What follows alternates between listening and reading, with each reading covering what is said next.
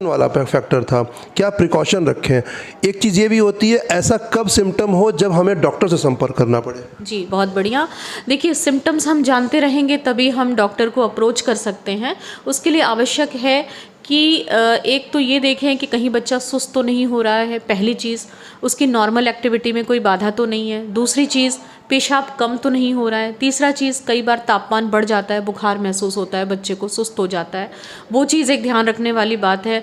Extreme temperature में कई बार जब बहुत अधिक तापमान बढ़ जाता है तो उसे नीचे लाने के लिए कई बार बच्चे को भर्ती कराने की भी आवश्यकता पड़ती है। गीली पट्टियाँ रखें, उसका बुखार उतारने का प्रयास करें। और आप देखेंगे कि बच्चा शुष्क हो जाएगा और गर्मी की वजह से उसका जो होंठ है, तालू है, काफ़ी सूखापन महसूस होगा हीट स्ट्रोक के साथ। तो ऐसी कंडीशन में तुरंत बच्चे को हमें ठंडा करना है, टेम्परेचर को कमरे का कम करना है और नियरेस्ट हॉस्पिटल को या डॉक्टर को अप्रोच करना है।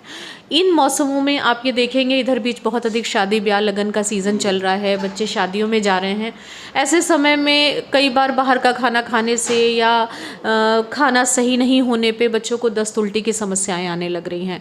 ऐसी कंडीशन में यदि दस्त उल्टी होता है या नहीं रुकता है या पेशाब पे कोई फ़र्क आता है या बुखार आता है तो निश्चित तौर पे डॉक्टर को ज़रूर दिखाएं, क्योंकि वो डिहाइड्रेशन की स्टेट है फिर।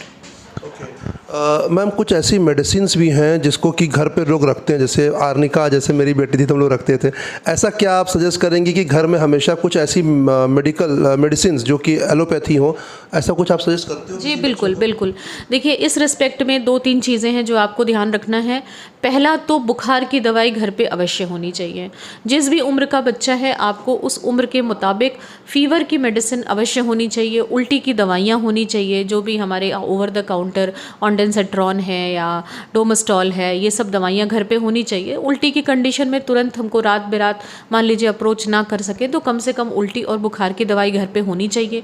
इसके अलावा जो बहुत आवश्यक चीज़ है वो है ORS का घोल। WHO ORS वो हमारी बॉडी के एकदम अनुकूल होता है और उसके लिए एक ख़ास तौर पे मैं आपसे गुजारिश करूँगी, आपके द्वारा लोगों तक ये बात पहुँचाने का प्रयास करूँगी कि उसको कभी भी थोड़ा पाउडर थोड़ा पानी मिलाने की कोशिश ना करें। वो दो धारी तलवार है। हमेशा 1 लीटर के पाउच को 1 लीटर पानी में ही बनाएं, 200 ml के पाउच को 200 ml पानी में ही बनाएं, क्योंकि यदि हम उसके कॉन्सेंट्रेशन में कोई मिस्टेक करते हैं तो वो फ़ायदे की जगह नुकसान भी कर सकता है। कृपया कोई भी चीनी, कोई भी ग्लूकोज का घोल उल्टी के दौरान ना दें। ORS का ही घोल पिलाएं और सही तरीके से साफ़ हाथों से बनाएं, साफ़ पानी का प्रयोग करें।